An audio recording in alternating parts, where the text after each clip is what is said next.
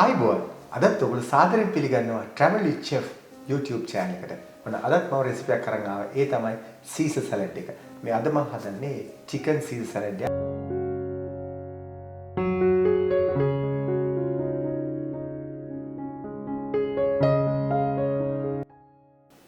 දැන් මුලින්ම බලන්න මොනවද මේ අවශ්‍ය කලේ අපිට මේ මුලින්ම අවශ්‍ය වෙන මේ කොස් lettuce එක.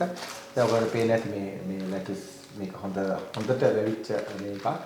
ඉතින් මේකදී අපිට ගන්න ගොඩක් වෙලාට මේ මැද ප්‍රමාණය ගන්නත් පුළුවන්. මේ කොළ ගලලා ගන්නත් පුළුවන්. ඉතින් හැබැයි මේව ගද්දී ඔක්කොම හොඳට පිහිදලා හොදලා ගන්න ඕනේ. ඊළඟට අපිට අවශ්‍ය වෙන ඔලිව් ඔයිල් එක, ඊළඟට ඩිජෝන් මස්ටර්ඩ් එක, ඊළඟට විනිගර් ටිකක් අවශ්‍ය වෙනවා. මේක අපිට අනිවාර්යයෙන්ම අවශ්‍ය වෙන තමයි මේ ඇන්චෝවි එක. ඔයගොල්ලෝ මම පෙන්නන මේ ඇන්චෝවිස් මේක ඔයගොල්ලෝ සුපර් මාකට් එකෙන් ගන්න පුළුවන්. මේක අනිවාර්යයෙන්ම අවශ්‍ය වෙනවා මෙන්න මේ සීසර් සලාඩ් එක හදද්දී.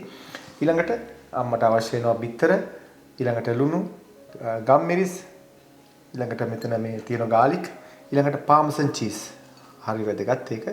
සහ ඊළඟට චිකන් බ්‍රෙස්ට්. මේක මම දැන් බටර්ෆ්ලයි කරලා මේක මම සීසනින් කරලා තමයි මම මේක ග්‍රිල් කරලා ඊට පස්සේ මම මේක දානවා සීසර් සලාඩ් එකට.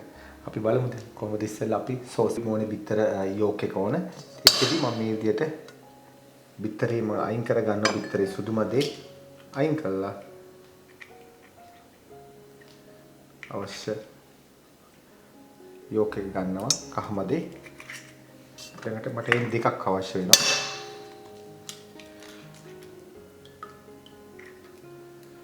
මේ විදියට අරගෙන මේකෙදි මට අවශ්‍ය වෙන ඩිජන් මස්ටර්ඩ් එක. ඒකෙන් ටීස්පූන් එක ප්‍රමාණයක ඩිජන් මස්ටර්ඩ්. ඊළඟට මේකට විනිගර් ස්වල්පයක් මම එකතු කරනවා.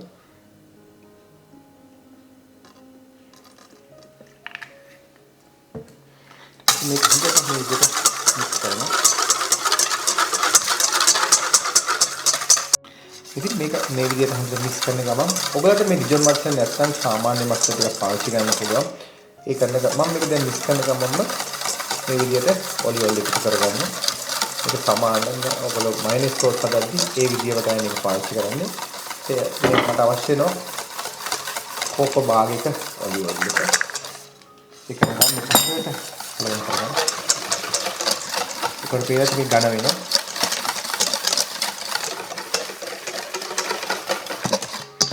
මේ විදිහට චූටක් කල්ම එකතු කරනවා. මේක සෙපරේට් වෙන්න දෙන්න එපා. මේ විදිහටම කලවම් කරගන්න. මේ හොඳට නැති ලුණු සල්පයක් එකතු කරනවා. ඊළඟට ගාලික් ටිකත් මේ විදිහට එකතු කරනවා. මේක පුළුවන් තරම් හීනියට මේ සුදු දුම් කපලා දාගන්න ඕනේ. ඊළඟට ගම්මිරිස් ස්වල්පයක්. මේ ගොඩාක් ඝන වුණා නම් තව තෙල් පොඩ්ඩක් ඕන නැත්නම් වතුර ස්වල්පයක් එකතු කරගන්න පුළුවන්. මේකට ඊට පස්සේ මේක ඊළඟ වැදගත් මේ තමයි ගන්න මම කියලා දෙන්නේ මේ ඇන්චෝවිස් මේකට අනිවාර්යයෙන්ම දාන්න ඕනේ. ඒක හීනෙට කපා ගන්න පුළුවන්. මෙන්න මේ ආකාරයෙන්.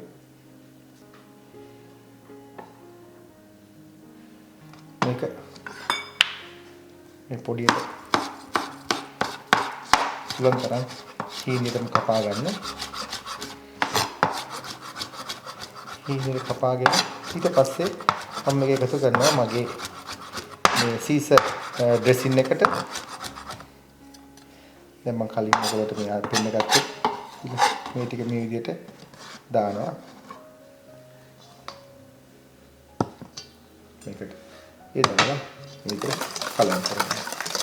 අනිවාර්යයෙන් මේ ෆ්ලේවර් එක මේ ඩ්‍රෙසින් එකේ තියෙන්න ඕනේ. ඉතින් මේ ගොඩක් ඝන වෙනවා නම් ගොඩ වස්තු ස්වල්පයක් එකතු කරගන්න පුළුවන්. මම දැන් මේ ඩ්‍රෙසින් එක හැදුවා. ඒක මම පැත්තකින් තියාගත්තා. ඊළඟට කොස් lettuce ටික මේකේ වටේ තියෙන ලොකු ඒ මේ මෝරච්ච ගතිය වයින් කළා.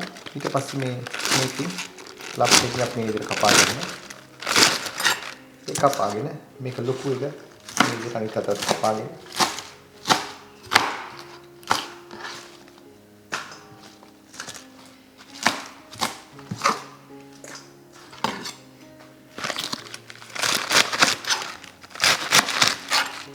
මේ විදිහට ඔක්කොම පොඩි කෑලි වලට අඟලි කෑලි වලට කපා ගත්තා හොඳටම ඇති.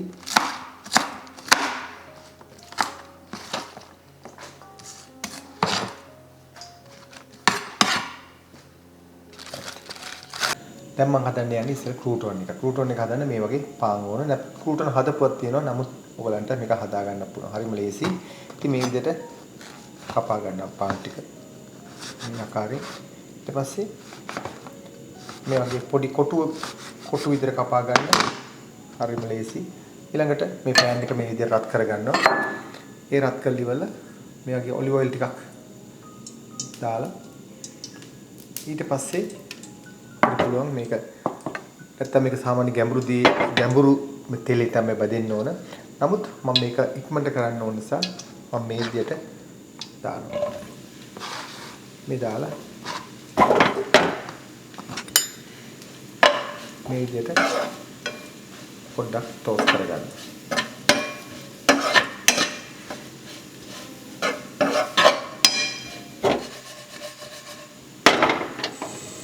කරන්නේ ඊට මම පාන්සන් චීස් ටිකක් දානවා මේකට.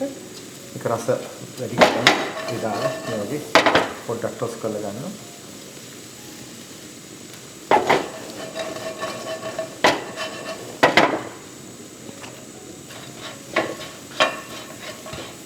මේක මෙච්චරයි. මේක ටෝස්ට් වෙනවා. කම් ගතිය දැන් ඇවිල්ලා තියෙනවා. ඊපස්සේ මම මේක මගේ සලාඩ් එකට එකතු කරනවා. මේක බටර්ෆ්ලයි කප් කරගන්නවා. ඒක liverලා ඊට පස්සේ දැන් මම මේ ගානට අරගෙන මේකට මම සීසනින් තුන් සල්පයක් එකතු කරනවා. ගම්බිරිස් තෙල් ටිකක්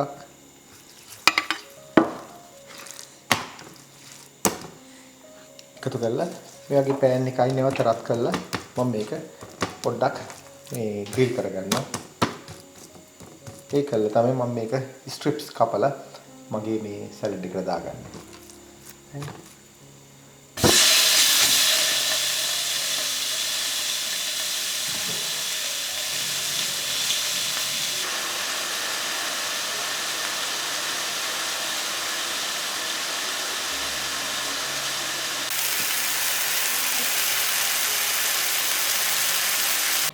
ඉතින් මම මේ විදිහට ග්‍රිල් කරගත්තා. දැන් ඔයාලට පේන්නේ නැති මේක හොඳට ග්‍රිල් වෙලා තියෙනවා. මේක හොඳට ගොඩාක් too dry නෑ. මොයිස්චර් ගතිය ඇතුලේ තියෙනවා. දැන් මම මේක හීනට කපා ගන්නවා. මේ විදිහට හීනට කපා ගන්නවා අපි.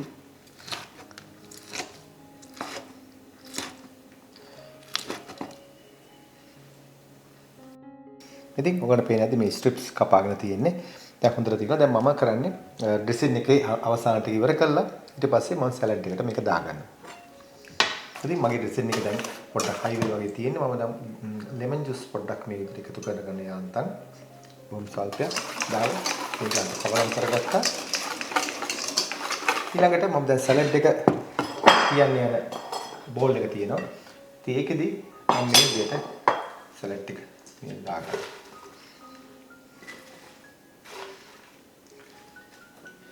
ඒ දාන ගමන් ඔයගොල්ලන්ට පුළුවන් මේක ඩ්‍රෙසින් ටිකක් ඒ වගේම එකතු කරන්න. තනින් තන.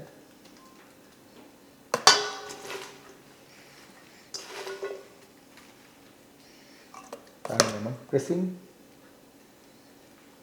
මේක හොඳට ක්‍රිස්පි එකට තමයි මේ ඩ්‍රෙසින් එක මේ සලාඩ් තියෙන්න ඕන.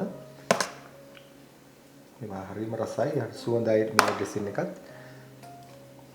ඊළඟට මම තව ටිකක් මේක එකතු කරනවා. ඒකතු කරා ඊට පස්සේ මම ක්‍රූටොන්ස් මම හදාගත්ත ක්‍රිස්පි එකට තියෙනවා. මේ විදිහට වටින් හැම ඊළඟට මේ වගේ චිකන් ස්ට්‍රිප්ස් මේ ආකාරයෙන් ලස්සන්ට මේ වටින් අපි සරස ගන්නවා. ඉතින් මේ වගේ බෝල් එකක් 3 දෙනෙකුට 4 දෙනෙකුට මේක ඇති වෙවි. ඒකල තව ඇන්චෝවිස් මගේ ළඟ තියෙන වැඩිපුර මම ඒනුත් මේක වඩනොත් දාන්න පුළුවන් නොදා ඉන්න පුළුවන්. තනින් තන මේකට එකතු කරනවා පොඩි පොඩි කෑලි. අවශ්‍ය නැත්නම් වඩ නොදා ඉන්න පුළුවන්. ඒ දාලා පාම්සන් ටිකක් මම උඩින් මේ විදිහට එකතු කරනවා. ඒකට වැඩිපුර දැම්මත් කමන්නේ. ඒ දාලා මගේ ෆයිනල් ටච් එක තමයි ඩ්‍රෙසින් ටිකක් තව උඩින් මේකත් එක්ක දාන මේ ආකාරය.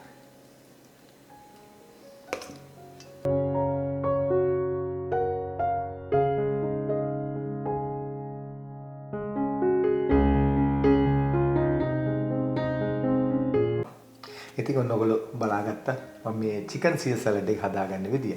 ඉතින් මේ චිකන් සීල් සලාඩ් එකේදී ඇත්තටම ඔයාලට චිකන් නොදා කැමති කෙනෙක් නැත්නම් ඔයාලට චිකන් අයින් කරලා හදන්න පුළුවන්. ඒතර අර වගේ ඇන්චෝවිස් ටිකක් පොඩ්ඩක් දාලා හදන්න. ඒක හරි ලේසි. ඊළඟට ඔයගොල්ලන්ට මේකට එකතු කරන්න පුළුවන් තව එකක් තමයි බේකන්. එහෙනම් බේකන් ගත්තොත් ඔයගොල්ලෝ පොඩ්ඩක් ඒක ෆ්‍රයි කරලා දාන්න පුළුවන්. ඉතින් ඒක විදියට මේක හදන්න පුළුවන්. නමුත් මේක තමයි ට්‍රැඩිෂනල් චිකන් සීල් සලාඩ් එක. ඔයගොල්ලන්ට අද මම පෙන්නුවේ. ඉතින් මම හිතනවා ඔයගොල්ලෝ අද මේක නියමක් ඉගෙන ගන්න ඇති කියලා. මේ වගේ සලාඩ් ගණනාවක් තියෙනවා. අපි ඉදිරියට ඒක පෙන්වන්නම්. ඉතින් මම හිතනවා අද වැඩසටහනෙන් ඔයගොල්ලෝ මේ දේ ඉගෙනගෙන මොන හරි තියෙනවා නම් ගැටලුවක් අපිට සුපුරුදු පරිදි කමෙන්ට් එකක් දාන්න. අපි නැවතත් මෙවැනි මාළුක වීඩියෝ එකකින් හම්බ වෙනතුරු අදට ගිහින් එන්න ඔබට සුබ දවසක්. ආයුබෝවන්.